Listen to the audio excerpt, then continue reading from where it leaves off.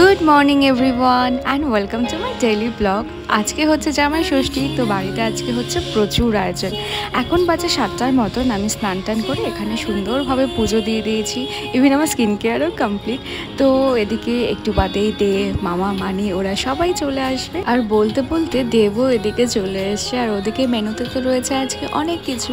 তো সকাল সকাল পায়েসও হয়ে গেছে। এখন এখানে চিতল মাছ ভাজা হচ্ছে, আজকে চিতল মাছের ঝোল হবে। ওদিকে ইলিশ মাছও কমপ্লিট। আর এদিকে মানিরাও চলে এসছে, মানি, দিদন, দাদুভাই সবাই এসছে। আর এতদিন বাদে সবাইকে কাছে পেয়ে আমার বেশ ভালো লাগছিল। অনেক দিন বাদে আমরা সবাই একসাথে হলাম আর কি।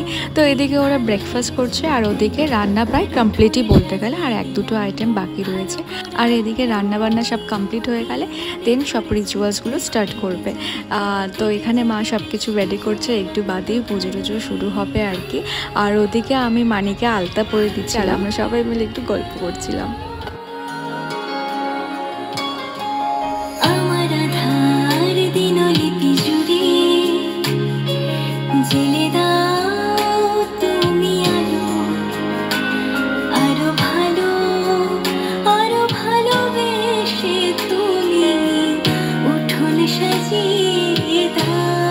আর আমি এদিকে রেডি হচ্ছিলাম, দেন মানি, মা ওদেরকেও একটু সাজিয়ে দিয়েছি।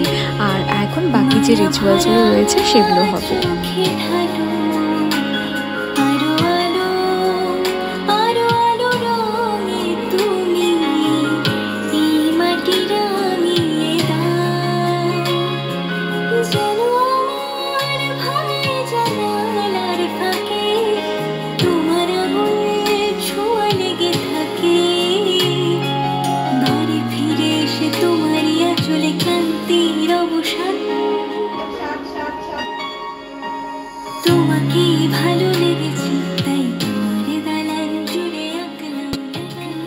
তো এখানে দেবকে অনেক কিছু খেতে দেওয়া হয়েছে, মিষ্টির আইটেম সব আর কি। দিদন, মানি, মা এক একজন এক একটা বানিয়েছিল এখানে।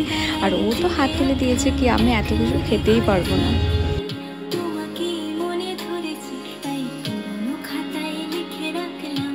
আচ্ছা, তো ওদিকে সব কিছু কমপ্লিট হয়ে গেছে, এখন আমরা মেন কোর্সে চলে এসেছি। তো এখানে সুন্দর করে সাজিয়ে দেবকে খেতে দেওয়া হয়েছে। তারপর একসাথে সবাই বসে গিয়েছিলাম খেতে আর কি, এক এক করে। তো এখানে খাওয়া দাওয়া কমপ্লিট। আর দেবের সাথে এখানে একটু ফটো তুলছিলাম, তেল একটু ইয়ার্কি ঠাট্টামও চলছিল আর কি, যেহেতু এত কিছু খেতেই পারে না। এনিওয়ে তারপর ছোটদা এসেছিলো, আর আমরা তারপর অনেক গল্প করেছি। তো আজকের দিনটা আমাদের বেশ ভালো কাটলো। And thanks for watching. Bye, দেখা হচ্ছে নেক্সট ভিডিওতে।